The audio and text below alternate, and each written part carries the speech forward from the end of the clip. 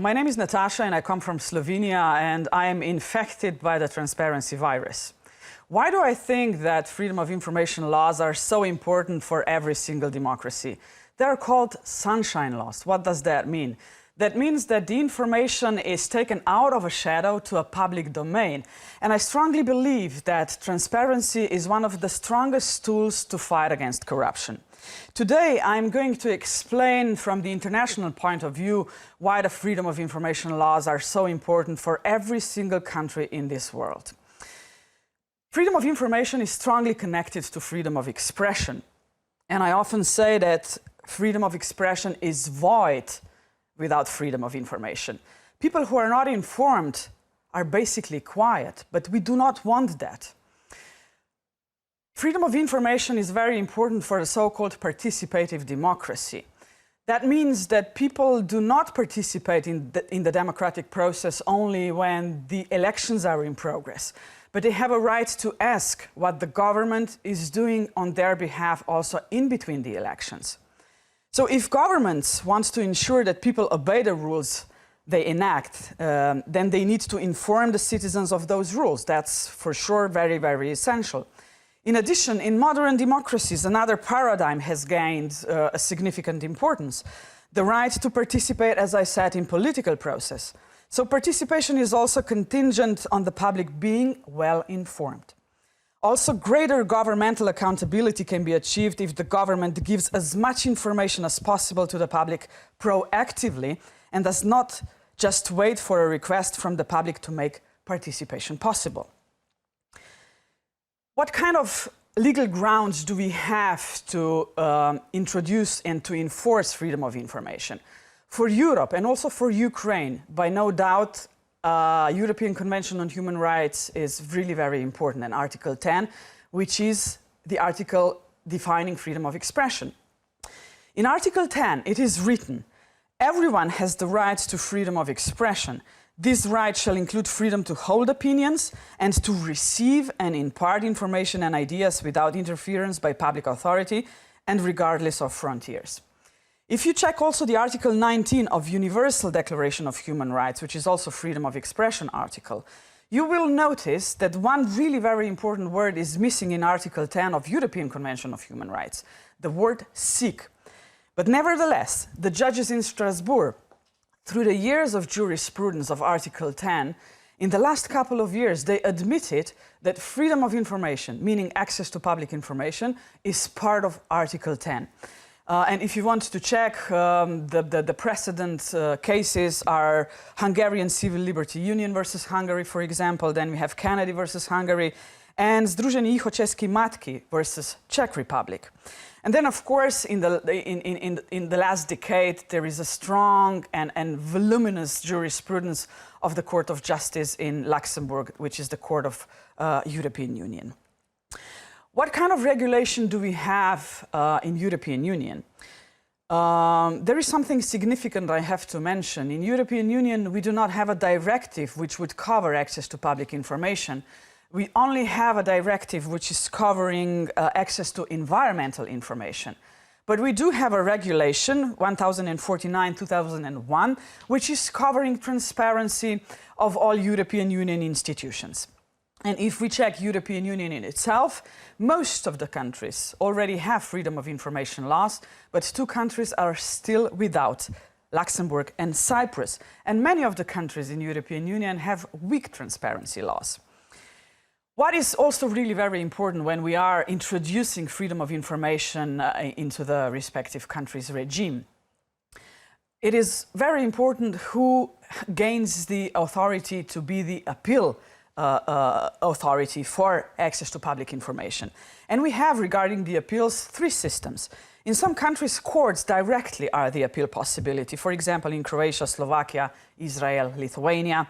And then we have commissions or commissioners. In Slovenia, for example, which is my home country, Ireland, UK, Serbia, India, Hungary.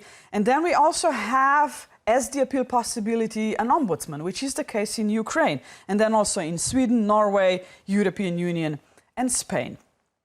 But does it really matter who has the appeal powers and how strong they are? The pragmatical answer could be yes and no. The implementation of freedom of information into a political and social regime of the country depends definitely on mentality of the people. Are they used to secrecy, or they already have, if I may say so, the guts to ask? Mentality of the public officials is probably the hardest the hardest knuckle to crack.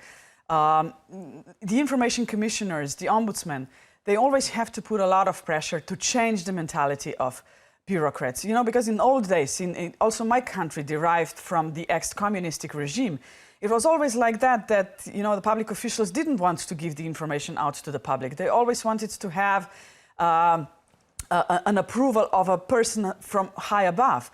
Now, when we have freedom of information laws, this has changed. Every single person has a right to ask the government for a certain information.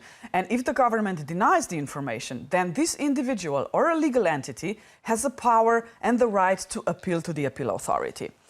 The level of democracy also pays a significant importance, so the length and tradition also play a role on the system of the transparency in respective countries. So, does it matter how well freedom of information is implemented into the legal system of the country? The answer here is definitely yes. It depends on whether freedom of information is defined in the Constitution, it's very important, whether the country has Freedom of Information Act. Only 103 countries out of 205 existing in the world have freedom of information laws. And number of exceptions, the less you have, the less exceptions you have, the more transparent the country is.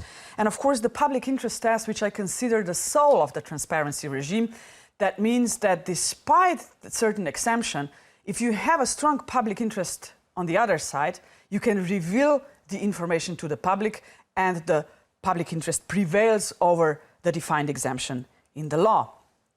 What are 5 key questions every single freedom of information expert has to answer, and every single country when implementing freedom of information regime has to answer? What is public information? Public information is basically everything, every single document.